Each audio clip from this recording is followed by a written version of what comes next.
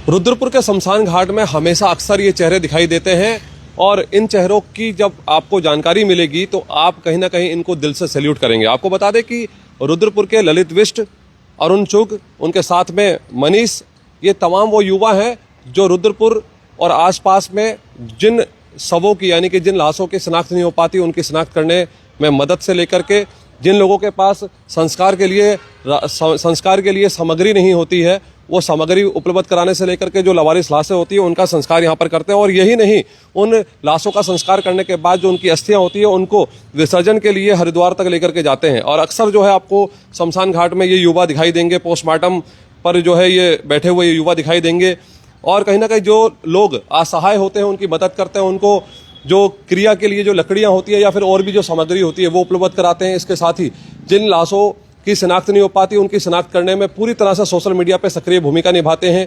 इसके साथ ही जिन शवों की शिनाख्त नहीं हो पाती और जो लावारिस लाशें होती है उनका संस्कार भी करते हैं और फिर उनकी जो अस्थियां होती हैं उनको लेकर के हरिद्वार भी जाते हैं।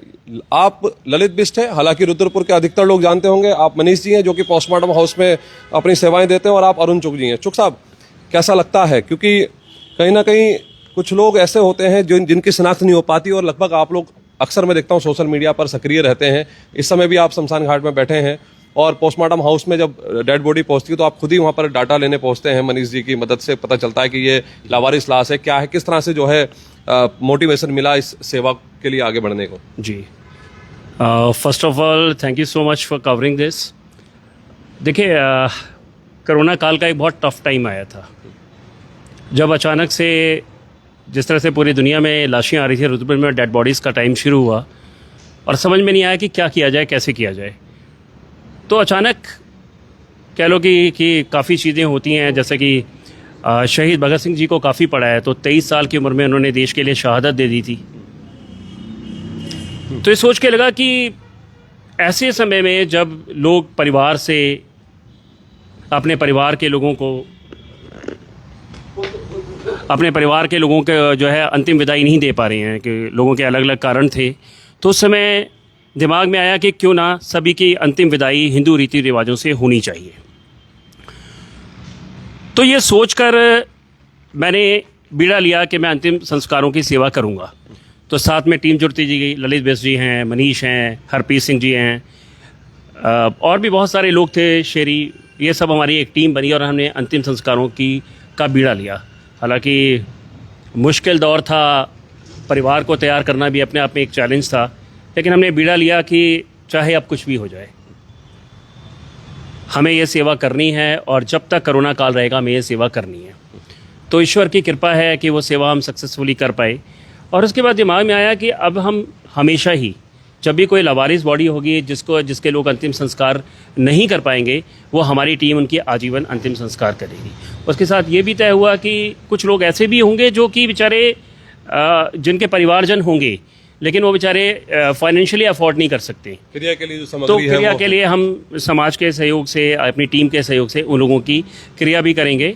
और उसके बाद जो भी उनकी अस्थियां होती हैं, अस्थियां विसर्जन के लिए उनके फूल लेकर मोस्टली हम लोग हरिद्वार जाते हैं। टीम का कोई भी मेंबर चला जाता है, ललित भाई भी चले जाते हैं, मैं चला जाता हूँ, जो भी सक्षम होता है, या फिर नियरेस्ट प्लेसेस हैं हमारे पास, रानी बाग हैं, कुछ लोग रानी बाग को भी मानते हैं, तो वहाँ भी हम अस्थि विसर्जन के लिए चले जाते हैं। यहाँ ललित बिष्ट जी भी हैं, उनसे भी बात कर लेते हैं। ललित जी, लगातार जो है जिस तरह से ये सेवाएं आपकी जारी हैं यहाँ पर, और किस तरह से व्यवस्था बन पाती है, कैसे जो है लोगों का सहयोग मिलता है इस काम को करने के लिए, क्योंकि जुनून जज्बे के साथ आर्थिक व्यवस्था भी बहुत ज़्यादा ज़रूरी है।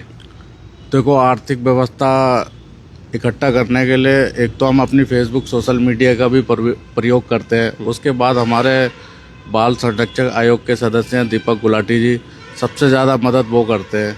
उनको जब मैसेज डाल दो कि भैया इसको लकड़ी देनी है, उसको देनी है, वो तुरंत देते हैं और हम भी तुरंत आके यहाँ पे उनकी लकड़ी की व्यवस्था कराते हैं। ललित जी, दिनचर्या कैसे शुरू होती है, कैसे पता चलता है हमें कि आज लावारिस लाश मिली है, या आज फिर एक ऐसा परिवार है जो असहाय है, जो अपने संस्कार के लिए, जो व्यक्ति जिसकी डेथ हुई है उसके लिए निर्वाहन नहीं कर पा रहा है, अफोर्ड नहीं कर पा रहा है कि वो उसके लिए लकड़ी या फिर क्रिया का सामान इकट्ठा कर पाए, कैसे ये सोर्सेज जुटाते हैं आप? देखो, ये सारी सूचनाएं जो हमारे क्या कहते हैं बस्तियों में जो हमारे लोग होते हैं, जो हमारे चाहने वाले लोग हैं, वो जिनको पता है कि हम ये काम करते हैं, तो वो सबसे पहले सुबह उठ के हमें फ़ोन करके बताते हैं कि भैया ऐसी डेथ हो गई है और आपने मदद करनी है। फिर हम उसको सोशल मीडिया के माध्यम से, चाहे क्या कहते हैं अपना पर्सनल हो, अगर हमारे पास व्यवस्था तो हम अपने पर्सनल तरीके से भी, फिर दीपक भैया की तरफ से भी, इस तरीके से हम उसकी व्यवस्था करते हैं, मना नहीं करते। और जो लावारिस है वो हमारी टीम के सदस्य हैं, अहम सदस्य मनीष भाई, ये पोस्टमार्टम हाउस में भी कार्यरत है और ये भी उस चीज़ों को देखते हैं। जैसे भी कोई लावारिस हो, कोई गरीब हो, कोई हो, वो इनसे संपर्क करते हैं। तो ये भी हमारी टीम के सदस्य हैं, तो फिर ये भी लगते हैं, फिर हम भी लगते हैं। मनीष जी, क्या पुलिस से जानकारी मिलती है कि ये लाश जो है लावारिस है, इसकी शिनाख्त नहीं हो पाई है? किस तरह से जानकारी? ये पुलिस से जानकारी मिलती है। जैसे पुलिस को कहीं बॉडी मिलती है जिसको फिर ढूंढती है, फिर नहीं पता चल पाता है, फिर मैं इनको बोल देता हूँ भैया को। लगभग कितने दिन का इंतजार करना पड़ता है? अगर कोई बॉडी मिली, अगर उसकी शिनाख्त नहीं हो पा रही, कितने दिन इंतजार आप लोग करते हैं? उस बॉडी को वहाँ पर रखते हैं और उसके बाद फिर उसका संस्कार करने के लिए अनुमति मिलती है? ये 72 घंटे, 3 दिन रखने के लिए वो करना पड़ता है। 3 दिन रखने के बाद 72 घंटे के बाद उसके बाद शिनाख्त नहीं हो पाती, फिर हमारी टीम करती है। तो पोस्टमार्टम हाउस में सारी व्यवस्थाएं हैं लगभग 3 दिन बॉडी रखने के लिए? फ्रिज व्रिज ये वो तमाम सारी सुख सुविधाएं वहाँ पर हैं? जी जी, बिल्कुल सारी सुविधाएं हैं। फ्रीजर है, डीप फ्रीजर है लावारिस बॉडी के लिए। दलित जी, किस तरह का संदेश देना चाहेंगे? लोग कहीं ना कहीं, मैं कल देख रहा था, एक अभी हाल ही में एक शिक्षिका की मौत हुई और उसकी मौत के बाद जो है परिजनों ने मुंह फेर लिया, भाई भाभी ने फोन स्विच ऑफ कर लिया, माता ने संस्कार से मना कर दिया, सोसाइटी के लोग आगे आए और आप लोगों ने जिम्मेदारी लेते हुए उसका संस्कार किया।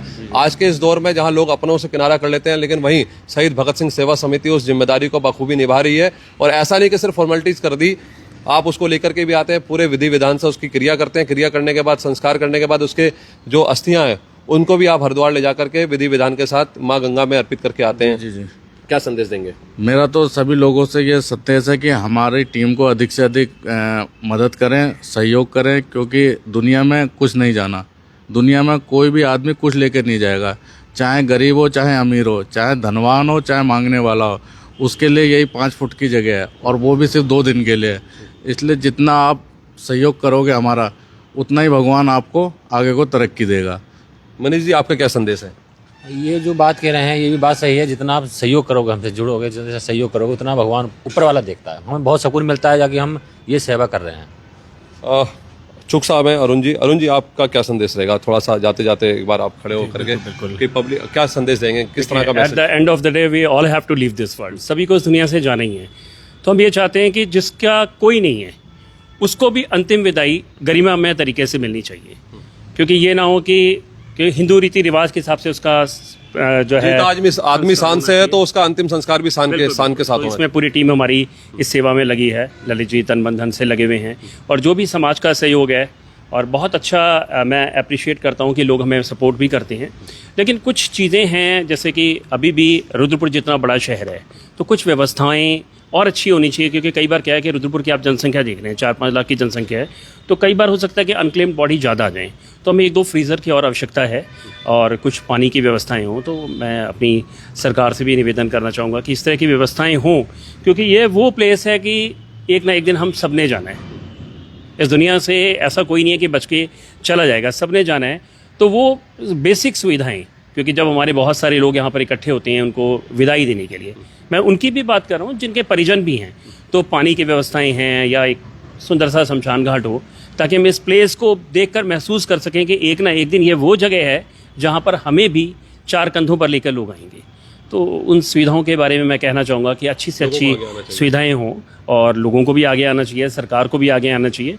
And I give all credit to all my team कि सभी लोग बहुत अच्छा काम कर रहे हैं, सपोर्ट कर रहे हैं। दीपक गुलाटी जी का विशेष धन्यवाद कि जब भी आवश्यकता होती है वो हमेशा हमारे साथ खड़े होते हैं। समाज के और लोग भी इस कार्य में आगे आएंगे, ऐसे हम आशा करते हैं। धन्यवाद।